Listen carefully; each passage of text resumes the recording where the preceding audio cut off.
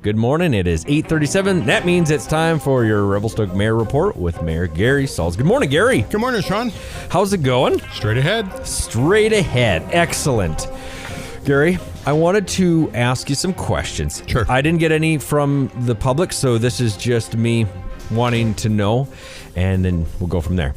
Okay. So I read an article online about the sewage lagoon and that we lost our grant. But then when I looked further into it, it seems like there's some more dynamics to it than just losing it. So I thought I'd just ask you, did we lose the grant or what's the scoop?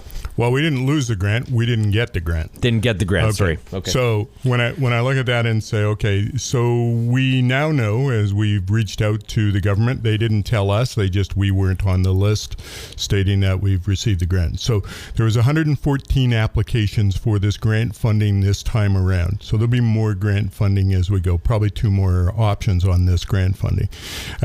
So there was 14 that received the grant funding, $243 million granted out. 7 of them for water, 7 for waste management. So as we move forward, we will apply again. We'll dial it in a little closer as to exactly what we need, but we need to get this liquid waste management plan kind of dialed in a little better. And once we have our director of engineering in place, then we'll be able to get on that and then apply again.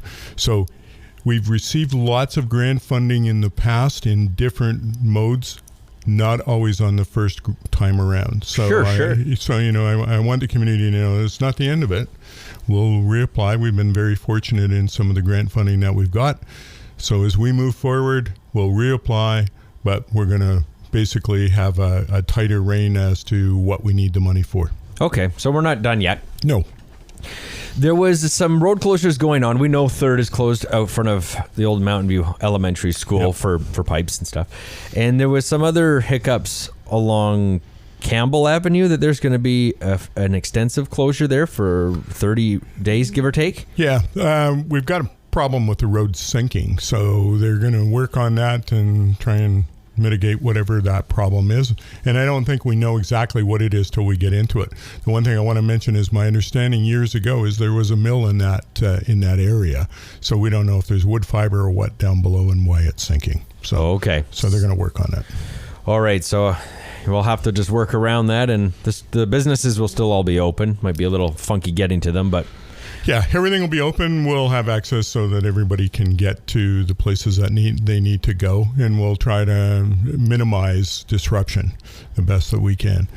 Some of the other projects on the go, there's some weathering projects. So the new pavement that they did on 4th Street, kind of up that little hill from the community center, I saw that they put oil and gravel on that to give it a better surface, better gripping in the winter, but also it will make that pavement last longer. we got to like the pavement that lasts a little longer, especially Absolutely. around here. Yep. Now, this isn't necessarily your department, your wing of things, but a few months back, there was an article about the dump and this $300,000 fine. From what I understand, it's not just this one. This seems to be going on in several dumps going on in BC. Do you know more about that? Yeah. So what I've heard from the directors at the CSRD is that we're not the only ones that have been picked out. Vernon and a few other dumps have been basically saying, no, you're not living up to the standards that we have. So the standards have changed, and what happens is we report yearly to one department of the ministry, and another department comes out and does the inspections and that sort of thing. And it seems to be a bit of a communication gap in between as to how those things work. So there are some things that we know that we need to do, and that the CSRD knows that they need to do. So they're in the process of doing those sorts of things, and they're in communication with the ministry so that we don't have to pay these big fines and just get things, all the ducks in a row, and have it proper. So they're working on that. I'm not sure how long or how soon they'll be able to get down to the bottom of that. I know there's always been some controversial thought on how dumps are run and how they're processed, maybe from an admin level and down. But from what I gathered, that this new implementation that the government is putting down, or their standards that they're setting, they just kind of sent it all out to everybody saying you're not in compliance, but they weren't even forewarned that there's going to be changes ahead. That's correct. That's what we're understanding as well. Okay, so we're changing this tomorrow. Oh, thanks for the heads up. Yeah. Okay, so we'll find out more about that as we go along. And BC Housing, lots of exciting things, because Columbia Gardens, which, you know, has been a hot topic for many, many years, has now been bought by BC Housing a few months back. Right.